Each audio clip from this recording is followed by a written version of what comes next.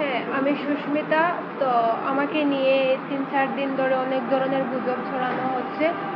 তার মধ্যে অন্যতম হলো যে আমার পরিবার প্লাস অনেক হিন্দু সম্প্রদায়ের মানুষ গুজব ছড়াচ্ছে যে আমাকে নাকি জোরপূর্বকভাবে তুলে ধরে নেওয়া হয়েছে আমার বাসার সামনে থেকে, এবং তুলে নিয়ে ঢাকা বিশ্ববিদ্যালয়ের রুকিয়া হলে নিয়ে এসে আমাকে নাকি ধর্মান্তরিত করা হয়েছে, এবং ধর্মান্তরিত করার পর আমাকে নাকি জোরপূর্বক বিয়ে দেওয়ার জন্য, মুসলিম ছেলের সাথে বিয়ে দেওয়ার জন্য আমাকে নাকি আটকে রাখা হয়েছে।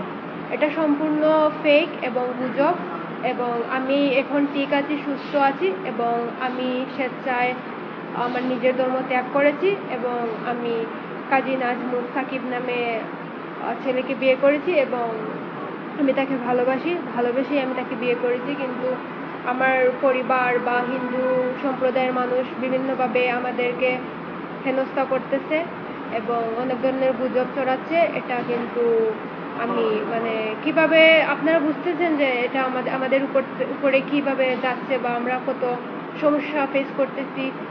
তো আমি চাচ্ছি যে সবাই যেন আমার পাশে থাকে এবং আমাকে সাহায্য করে, যে আমার নামে যে গুজবটা ছড়ানো হচ্ছে বা যে আমাকে হেনস্থা করা হচ্ছে বিভিন্নভাবে, সেটা থেকে আমি মুক্তি চাই। এবং আমি চাচ্ছি যে আমার এভাবে যেন কেউ না বলে যে ফেসবুকে কোনো সোর্স ছাড়াই পোস্ট করে দিয়ে বলতে যে সুস্মিতাকে তুলে নিয়ে গেছে। এগুলো তো আসলে সত্যি না। আমি নিজে থেকে আসছি, আমি ওকে ভালোবাসি, সেজন্য আমি ওকে বিয়ে করছি। তো সে আমার ধর্মের না, তো সেজন্য যে আমার ধর্মের লোকেরা তার নামে যে এভাবে মিথ্যা রটাবে, সেটা তো আমি আসলে আশা করি না।